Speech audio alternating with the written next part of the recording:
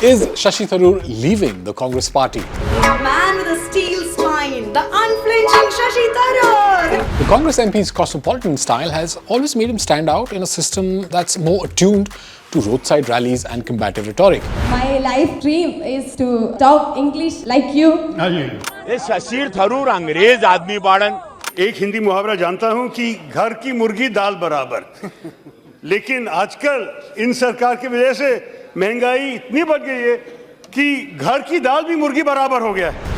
In 2025, 1 year before the assembly elections in Kerala, that gentleman politician label has once again landed Tharoor in hot water within his own party. We will tell you why. I'm Manish Adhikari and you're watching First Things Fast. Is he being sidelined by the grand old party now? I am seriously examining all the options that are available to me in the present situation.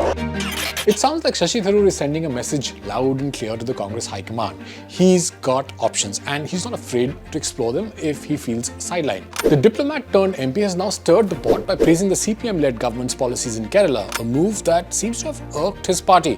As far as our sources, KC Venugopal in fact called just a couple of days back Shashi Tharoor and reprimanded him for writing that piece wherein he praised left government in Kerala. In another interview for the Indian Express's Malayalam podcast Varthamanam, Tharoor highlighted the lack of a strong Congress leader in Kerala, a state now under left rule for 2 consecutive terms. He also praised Kerala's startup growth, challenging the left means stagnation narrative. This essentially puts Congress in a tough spot. If they can't counter the LDF's economic success, building an anti-incumbency wave before local elections becomes a challenge. He is a big leader in Kerala. Especially in Thiruvananthapuram, because he's been elected repeatedly, and then he said that the Congress needs to really figure out and strategize better. Now, just days earlier, his praise for Prime Minister Narendra Modi's meeting with US President Donald Trump also drew criticism from the party. I think calling Mr. Modi a better negotiator than himself is astonishing. And Mr. Trump says Mr. Modi is better than him. So I think we are looking at a very high degree of praise from a man who is not known for saying praiseworthy things. Now, these soundbites of Tharoor raise the question, is he laying the groundwork for a future outside the Congress, or is he simply being a maverick within? Either way, it's clear he's not afraid to speak his mind, and that might just be his biggest strength and the party's biggest challenge. Do swear in the name of God. In many ways, Tharoor's stance is reminiscent of a pop culture anti-hero, refined, rebellious, and occasionally misunderstood by his own team. Think Loki from the Marvel Universe, part of the group, but never entirely on the same page. And that's my problem with it. Now, one structural factor that works against free-thinking politicians like Tharoor is the party whip system, essentially a mandate for members to vote along party lines in Parliament. Now, there are 3 kinds of whips in Indian Parliament. A 1-line whip just informs members about a vote and lets them abstain. A 2-line whip asks them to be present but doesn't dictate how to vote. The 3-line whip, which is the usual practice now, tells members to show up and vote as per the party's stand. It's called a 3-line whip because it comes with 3 thick lines under each sentence, basically a do as you're told order.